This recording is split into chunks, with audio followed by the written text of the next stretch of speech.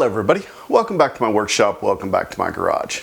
It's been a while since my last video. I was on vacation, but now I'm back and I hope to keep things rolling along with the channel. So what we've got going on today is some pickup builds that we're going to be doing. Some friends of mine here on YouTube are doing a collaboration build on a guitar.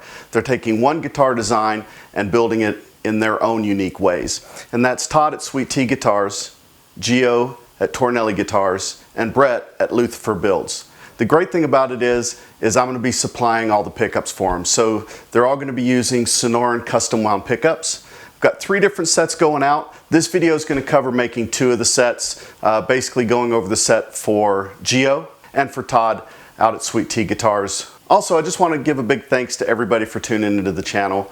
Please, if you like what I'm doing, click like and subscribe. I'm really trying to grow the channel and move forward. If you've got something you'd like to see, leave a comment below. I'd be happy to take a look at it and see if it's something that I can incorporate into the channel. So let's get rolling with the pickups. So what I like to do before I start winding any of the pickups that I'm working on is I'll go through and get everything set up, get all my wires pre-tinned, get my leads cut back the way I want them to for the braided connectors to go onto the base plates. I make sure that the bobbins are free of any burrs on the inside that will catch any of the wire and cause the wire to break. I've got all my bobbins set up, I've got all my parts, so I know I have everything that I need, all my pole pieces, all my set screws, and everything's ready to go. So I'm going to go ahead and get my winder set up and get the amount of turns dialed in. I'm going roughly 5,300 turns with the poly wire on the screw side bobbin. Then normally what I'll do is I'll start slow for a few turns, make sure I'm winding on properly, and then I've got my guide set up correctly. Everything looks good. And then I just go through and wind the pickup. I do like to slow it down every now and again and bring it to a stop as I'm winding, just to double check, make sure that everything looks good on the coil, that the windings are nice and tight, and then I'm getting an even wind across the coil. And then once I get to the desired number of winds, it shuts off. And then what I've got here is a nicely wound coil. And what I'm going to do now is I'm going to put some tape and I'm going to get the start wire secured, and then I'll solder the end wire on that, and we'll be ready to move to the next bobbin. So what I'm going to do now is I'm going to take a piece of cloth tape and I'm just going to lay it down on the coil, and that's going to act as to make sure that I don't get any sharp edges or anything on my wire there, because it does have that soldered end on it. So then I can lay my start wire on that coil, and now I'm just going to take another piece of tape to hold that wire in place.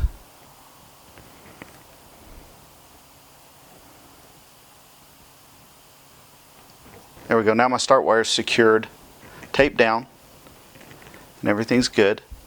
And now what I can do is I'll take my end wire and now I'll solder the white lead onto that, and then do the same with the tape, and then tape the whole bobbin. So now I want it to be about a middle way of the bobbin, so the same as before. I'm just going to take a few winds around this, just check to make sure that it's where I want it to be.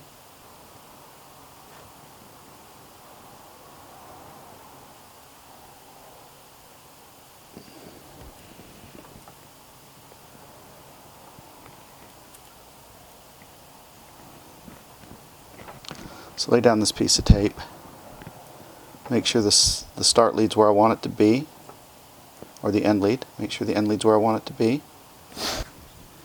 And then with the second piece of tape, I just hold it down.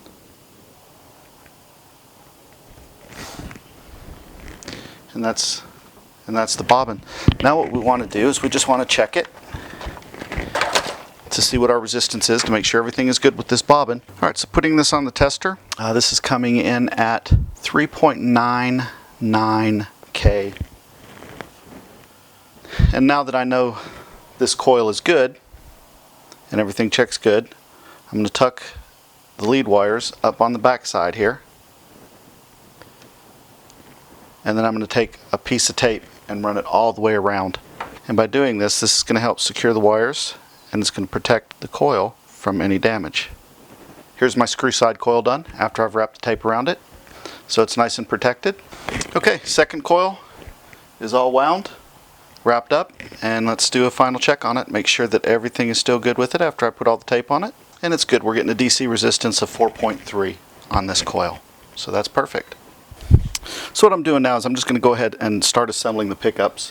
What I did is I put my base plate on this one, or my spacer, and I'm going to start it in there. That's just going to keep my screws spaced properly. And then I'm going to take and go ahead and mount the bobbin onto the base plate.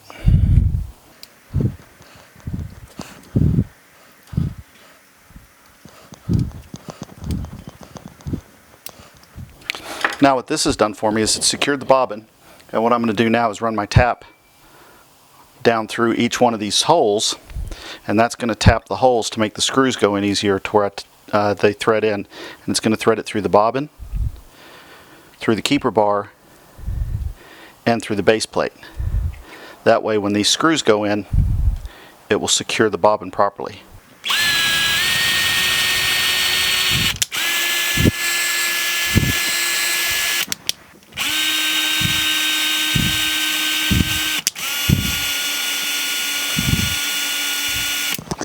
We've got the slugs installed. Now what we're going to do is go ahead and temp and get this mounted onto the base plate here. Actually, we're going to put the magnet in first.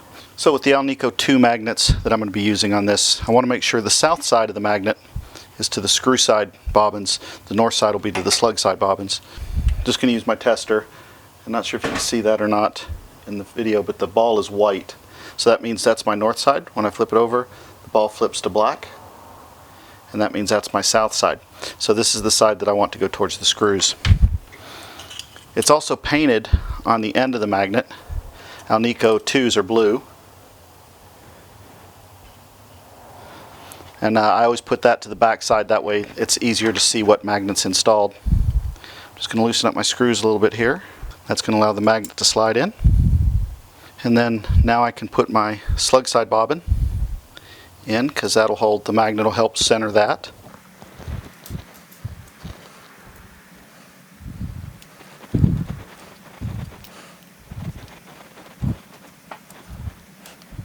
For the slug side bobbin, you also want to put this maple spacer in there. That spaces it on the other side, because the screw side bobbin, you've got the cable under one side of the bobbin, then the magnet under the middle. So on the slug side bobbin, you've got the magnet in the middle, and then you've got this maple spacer on the outside of it. That way it keeps the bobbin centered. Once I have that all done, then I can go ahead and snug these screws down. So what I've got done now on both pickups is I went ahead and ran the pole screws in, and I went ahead and connected the wires. The ground wire, or the start wire from the screw coil, goes to the base plate as ground. The finish wires from both coils get connected together, and then the start wire from the slug coil gets connected to the hot wire for the hookup. So what I've done is I've got those set up right now, and I'm going to go ahead and test them to see if I've got the readings that I want to have on them, and make sure that I've got good readings. And once I'm sure about that, then I'm going to go ahead and solder those connections and put heat shrink on them, stow them out of the way, and get ready to put the covers on. Okay, so you can see what I've done is I've got these heat shrunk together, and then with the white ones I'm just going to tuck it right in between the coil here, and I'm going to push that up in there as far as I can get it, and then the black one is just going to tuck right up under here. And what I'm going to do is then I'll hit this with a piece of tape to go around and secure all that in there. Alright, so what I've done is, you can see I've just tidied up everything, got everything taped up, got the wires packed in nice and secured. I've left the pole piece screws a little high because it makes it easier to get the covers on. I did do checks on all of these when I finished. The bridge pickup, I was shooting for 10K on that one, and I came out at 10.15K, which is just about right. For my neck pickup, I was shooting for 8.5, and I've got 8.4 on the neck. So that's right where I want it to be as well. Next thing to do is go ahead and get the covers prepped and get the covers put on. So what I like to do on the covers is, the solder doesn't stick very well to the chrome, so I just take a Dremel tool. Don't know if you can see that in there good enough, but I just scuff up the inside of the cover a little bit where I'm going to put the solder joint on. And then it's just a matter of popping the cover on. So we get that cover. So we get that cover where it's nice and down on there, and then you can see where the scuff parts are on that cover. That's going to give me a good surface to solder to. Now it's just a matter of putting a little bit of solder on each of those spots, and these pickups will be done. Alright, so in preparation for starting to put these pickups together, I went ahead and I've installed the wires through the base plate and I've attached the ground on the 4-lead connector. Now what I'm going to do is I'm going to go ahead and mount the bobbin on here so I can drill through and tap through the bobbin, the spacer, and the base. That way I have threads all the way through, so it's easier to install my screws, and then that way I can get the bobbins set in there, start to get my magnets installed, get both bobbins on both sides, get those snug down, and start looking at soldering this up and getting it to ops checks. Alright, so that's the pickups pretty much assembled.